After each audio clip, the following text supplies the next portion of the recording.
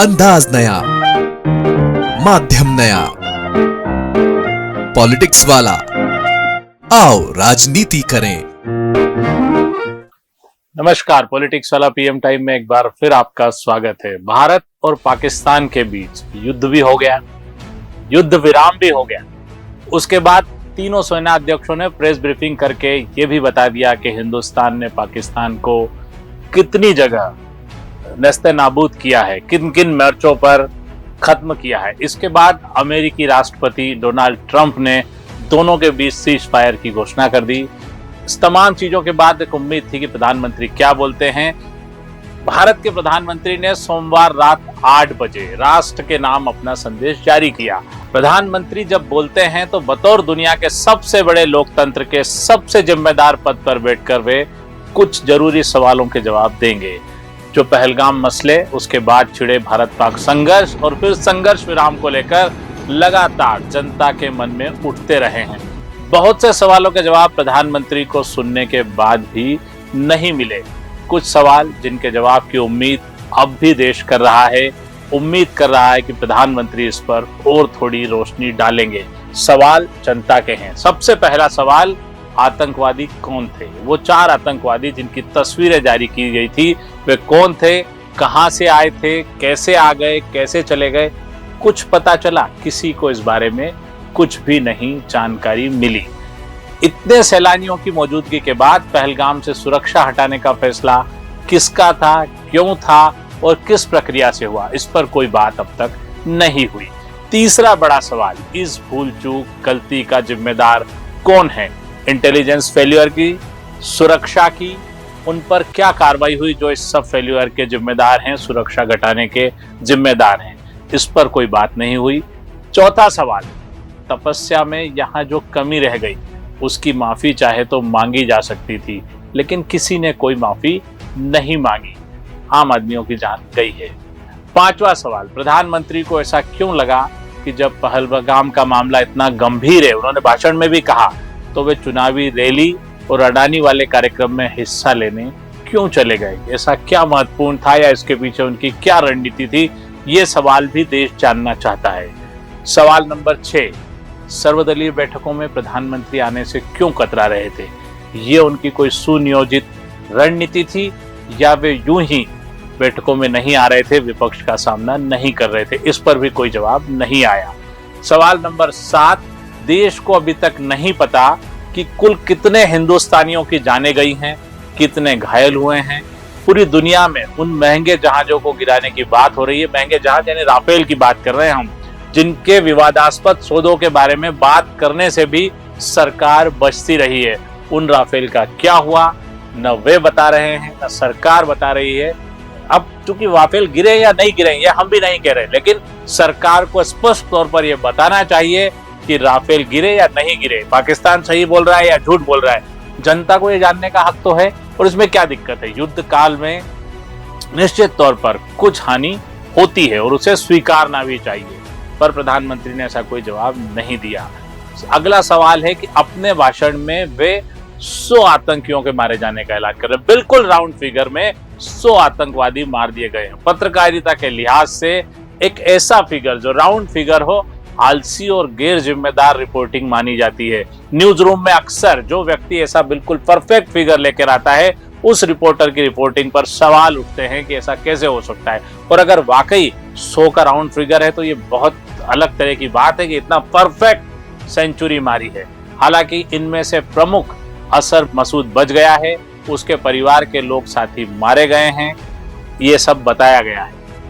इसके बाद अगला सवाल आता है कि इतने सारे नेताओं को गले लगाने, उनको महंगे तोहफे देने, उन्हें झूला झुलाने, उनके हथियार खरीदने के बावजूद जब हिंदुस्तान पर इतना बड़ा संकट आया, ये घड़ी आई, तो वे सब पाकिस्तान के खिलाफ क्यों नहीं हुए? भारत के साथ क्यों नहीं खड़े हुए? हमारी विदेश नीति, रणनीतिक नीति में क्या चूक हुई? ये सवाल भी बिल्कुल बनता है। अगला सवाल ये भी है कि देश को ये नहीं बताया कि हमले से हिंदुस्तान को क्या हासिल हुआ और सीज फायर किया तो क्यों किया और उससे हमें क्या हासिल हुआ। ये सवाल बिल्कुल बना हुआ है कि युद्ध से क्या हासिल हुआ और सीज फायर से क्या हासिल हुआ।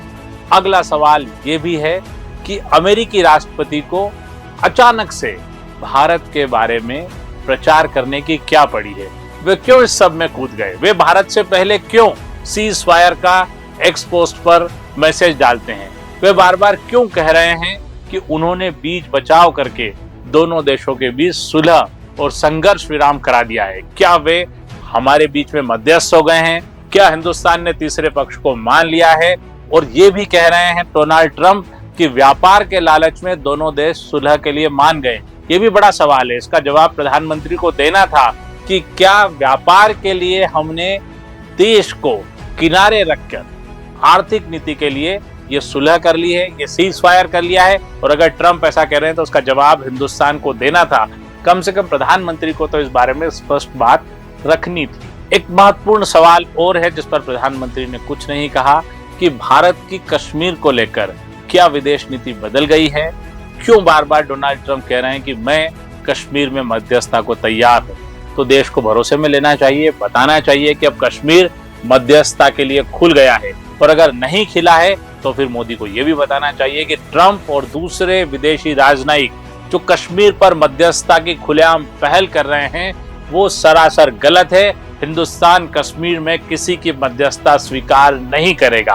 प्रधानमंत्री ये बताने में भी चूक गए। हालांकि हम मानते हैं कि कश्मीर में हिंदुस्तान कोई मध्यस्थता कभी स्वीकार नहीं करेगा, लेकिन फिर भी ये सवाल तो बनता है कि सीधे तौर पर जब आप राष्ट्र को संबोधित कर रहे हैं तो कश्मीर को कैसे छोड़ सकते हैं। जब आप ये कह रहे हैं कि पाकिस्तान से सिर्फ पीओके पर और आतंक पर बात होगी तो कश्मीर पर बात होनी चाहिए थी।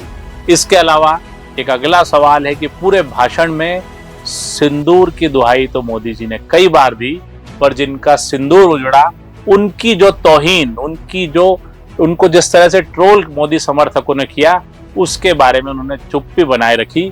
सीज फायर का फैसला तो मोदी जी के स्तर पर ही हुआ होगा। अगर ट्रंप ने करवाया है तो उसका ऐलान करने वाले विदेश सचिव विक्रम मिस्री की जो बिना बात सोशल मीडिया में ट्रेलिंग हुई उसके बारे में उन्होंने बोलना जरूरी और उचित क्यों नहीं समझा। क्यों नहीं वे ऐसे ट्रोलर्स के खिलाफ बोलते हैं, जबकि वे हर बात में कड़ा संदेश देते हैं, बार बार कहते हैं कि मैं कड़ा संदेश देता हूं, कड़ा संदेश देता हूं। तो उन्होंने ऐसे ट्रोलर जिनका सिंदूर उजड़ गया उन महिलाओं को ट्रोल किया, ऐसे ट्रोलर जिन्होंने भारत के विदेश सचिव को ट्रोल किया, उनके परिवार को नहीं बख्शा, उनके बारे में मोदी जी क्यों नहीं बोले। राष्ट्र के नाम संदेश देते हुए मोदी जी चाहते तो दो शब्द मुख्य धारा के झूठे मक्कार और धूर्त एंकर और उनके मालिकान के बारे में भी कह सकते थे कि तमीज में रहें, पर शायद वह जरूरी और उचित नहीं लगा। जो फेक न्यूज फैला रहे थे, जिनकी खिल्ली पूरी दुनिया और पाकिस्तान में उड़ रही थी, उनके बारे में कुछ नहीं कहा गया। पॉलिटिक्स वाला ने अपने एक विशेष शो में इस फेक न्यूज के बारे में विस्तार से बताया था कि किस तरह से अंधाधुंध झूठ फैलाया जा रहा है। पाकिस्तान में हमारी सेना उतर चुकी है, इस्लामाबाद, लाहौर और कराची तक इस फेक मीडिया ने जीत लिया था।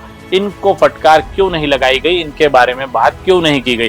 निश्चित तौर पर राष्ट्र के संबोधन में ये बात नहीं होती, पर अलग से मोदी जी को ये बात भी देश को बतानी चाहिए कि इस तरह के राष्ट्रद्रोही मीडिया पर वे क्या कर रहे हैं। सबसे अंतिम बात, उन्होंने कश्मीर की जनता के बारे में एक शब्द भी कहना जरूरी नहीं समझा।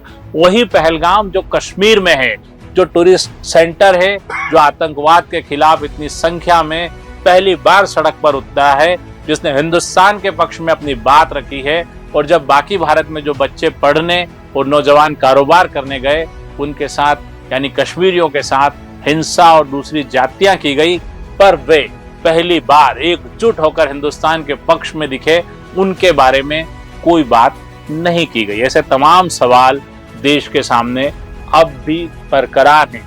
ये सारे मुद्दे जो हमने आपको ऊपर बताए, ये देश के लिए तो जरूरी थे ही, भविष्य की राजनीति को समझने के लिए भी जरूरी थे। अब देश को इन सवालों के जवाब कौन देगा।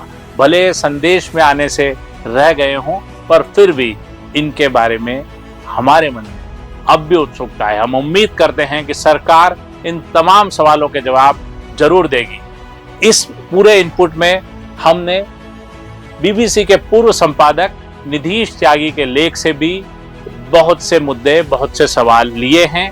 हम नीतीश त्यागी जी का भी इसके लिए शुक्रिया करते हैं। चैनल को लाइक और सब्सक्राइब करना न भूलें। धन्यवाद, शुक्रिया।